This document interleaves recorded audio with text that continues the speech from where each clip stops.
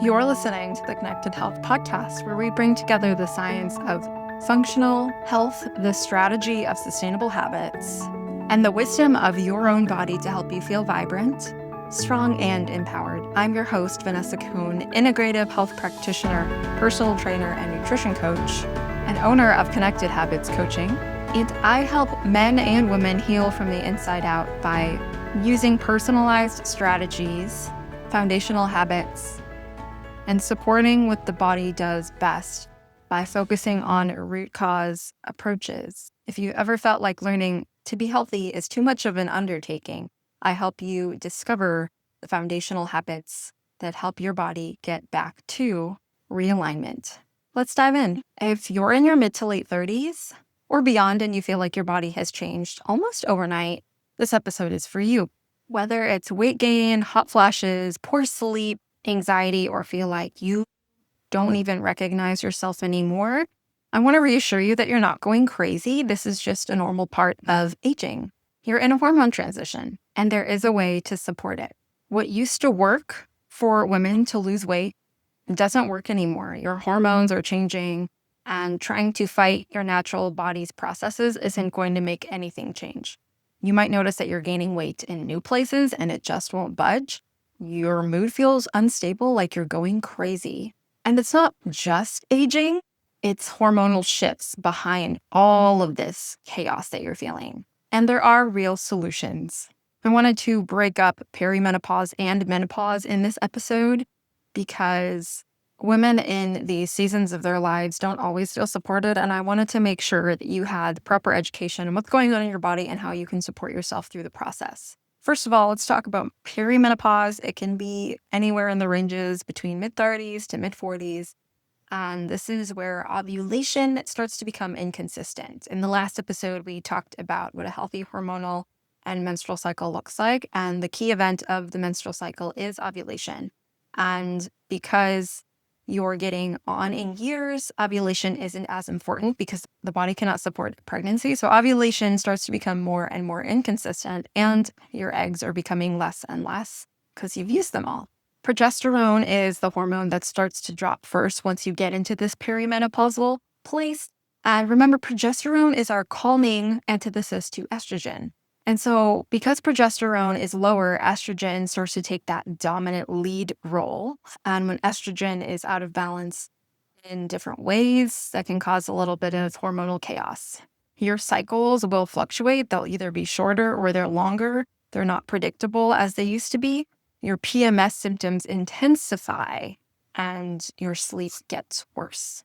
On the other hand, in menopause, after the almost decades for some people of that up and down fluctuation of hormones, things start to die down. But you reach menopause once you have stopped menstruating for a full year. So 12 months without a period. It depends on what age you get there, but it's typically your early 50s. Estrogen and progesterone both decline. And estrogen can still fluctuate wildly before that happens. And that's where all the symptoms come in. You'll typically have that stabilization of your symptoms post-menopause. That's where everything starts to calm down and you can live out your golden years. But the transition of perimenopause through the menopause, all the way to post, is where most women struggle. This phase doesn't mean your life is declining, that your best years are behind you. It doesn't mean that. It's an opportunity to rebuild your body, to pay attention to yourself, refocus on yourself, and to protect your health long term. It is a transition time of maybe 10 to 15 years. It differs for everybody. But going into menopause and the symptoms around it does not mean your health is doomed. And it does not mean you're going crazy because your main sex hormones post-menopause are lower and they're not as vital to your reproductive function. There are other hormones that become almost louder in the body, and that's cortisol and insulin. And if those are out of balance, we get some fat storage. And that can be a big problem for women in that stage. So in perimenopause, menopause, what most women experience can be symptoms like weight gain in weird places like the belly and the hips, places where you typically don't want weight gain. That's where it happens, of course. You're going to have poor sleep, night sweats, insomnia, hot flashes. Your mood's going to swing. Anxiety, depression, highs, lows. Some women have reported legitimately feeling like they're losing their mind. Fatigue, brain fog, low libido, irregular periods with more scant flow or a more excessive flow. You could have vaginal dryness. You could have hair thinning. You could have thyroid issues. It could lead to digestive problems like bloating, slower digestion, joint pain. All of these symptoms are what happens in that range. And you are going to experience some of these to some extent, but they don't have to be as dramatic and chaotic as they could be if you prepare your body ahead of time. And if you haven't, it's not too late to get back on course. So this happens because your hormones start to lower because they're not needed for the reproductive process as much. Progesterone gets low, so estrogen has a place to take over, and it fluctuates. It spikes, it crashes, and that's what leads to your seemingly crazy mood swings, the weird PMS symptoms, irregular periods, and hot flashes. Cortisol and insulin start to dominate the hormonal field, and that leads to the belly fat and the blood sugar crashes and the fatigue. And in your perimenopausal and menopausal years, unfortunately, muscle loss starts to accelerate if you hadn't taken the time to build the muscle before you got there. And if you've got digestive issues and your stomach and your intestinal lining is not taking in the nutrients that you're eating, the nutrient depletion worsens at this stage also. So with all of this going on, a lot of women will seek to quick and easy comforts to kind of call themselves, make themselves feel better with all of this hormonal and physical chaos.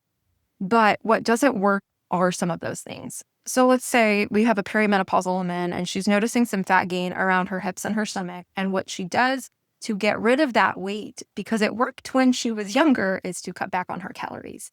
And that only works to some extent before it doesn't work anymore. Now, with unstable and unpredictable hormone levels, like in the perimenopausal stage, starving yourself is not going to work.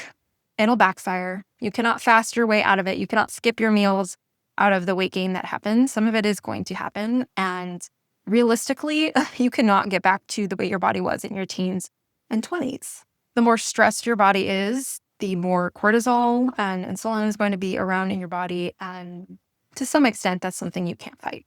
So that's everything that doesn't work when it comes to weight loss and managing those symptoms. But what does work is the big two things I recommend for a woman going through perimenopause or even preparing for those years is nail down your nutrition and nail down your movement. Nutritionally, you want to support all of your vitamins and minerals by eating a well-rounded, very colorful and fruits and vegetables, whole food-based diet. Eating enough protein. And if I was to get specific about recommendations, I would recommend at least 90 grams of protein to start. If you have no idea how much protein you're getting, I'd recommend tracking somehow, whether it be on a phone, on a calorie tracking app, or even pen and paper. Start to count how many calories or how many grams of protein that you're consuming. And I'll just give an example, because when women start working with me, they're usually around this age and they're wondering what's going on with my weight gain. And so I have them to start tracking their meals, and they're eating way too few calories is what I see most often, and definitely not enough protein.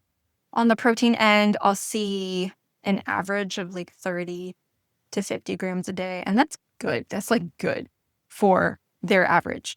But I want women to be way up, like 90 to 125 grams a day would be really great.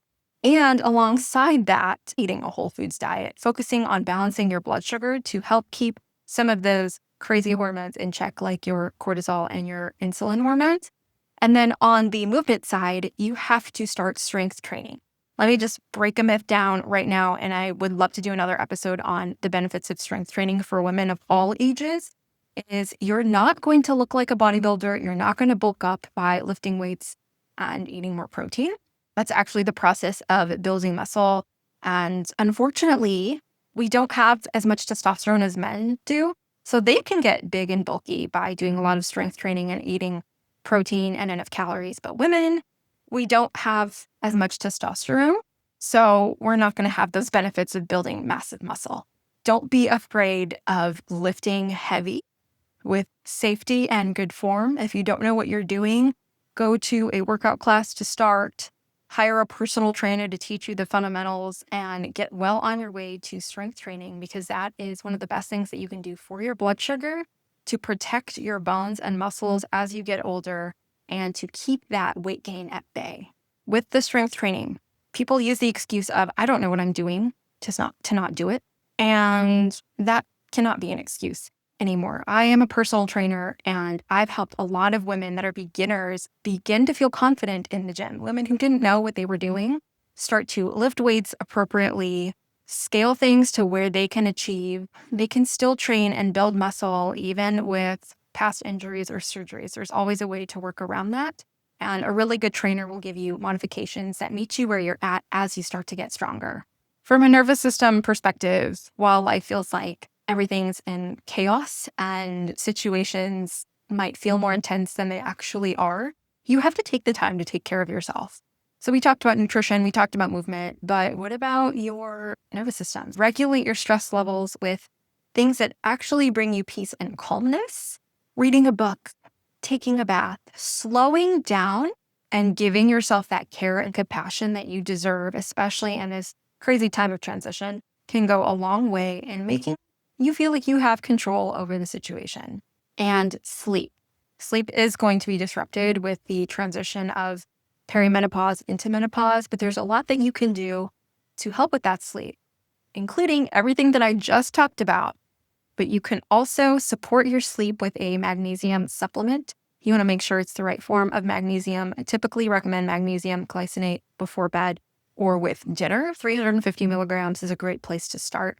You can do some herbal tea, have some adrenal protocols, take some adaptogens, find something that works for you, and make sure your sleep is as high quality as possible. If you want some practical advice, get some breathable bed sheets like linen or cotton. They're really good at letting airflow in, and they're very moisture wicking, very calming and healing as well. If you want some extra support that is targeted based on your lab testing, you can do some saliva hormone testing, or you can do a Dutch test to see where your cortisol is at, to see where your sex hormones are at, and definitely get your thyroid and blood sugar checked, because at this stage in life, women are not only experiencing hormonal fluctuations, but their thyroid is affected by a lifetime of life happening. So it's really important to get your thyroid checked also.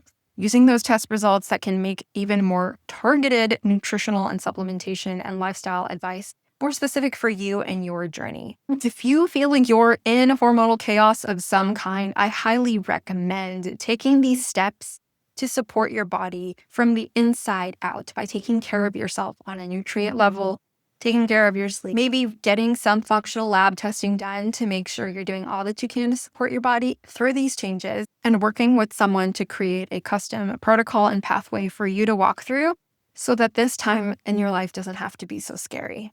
If you're ready to stop guessing what's wrong with you and want to take strategic action and a path forward, I recommend some sort of lab testing, working with a holistic practitioner.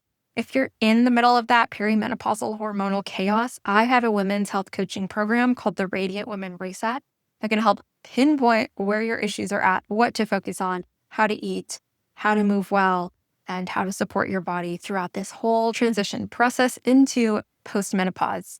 Or if you're just curious overall, I do have a free hormone quiz that you can take and click off boxes that relate to your symptoms that can point to which hormones might be out of balance and steps you can take even today to start rebalancing those. For more tips and to learn more about hormones and your body, you can follow me on Instagram and Facebook at Connected Habits Coaching. If you go and find me there and go to my bio, you'll find all of my links, including this free hormone test, and links to my website where you can learn more about the Radiant Woman Reset. I also have a free Facebook group called Connected Habits, a community for holistic and sustainable health. And if you wanted to chat with me about your health situation, whether or not you're having hormonal chaos and you just have questions that you want me to answer, I offer free consultations. Just go to my website to figure out how to get yours scheduled. Thanks for tuning into this episode of the Connected Health Podcast. If you enjoyed today's conversation, it would mean the world to me if you would follow the show, rate the show, and share it with someone who could use this information. Remember, your body isn't broken, it's just asking to be heard.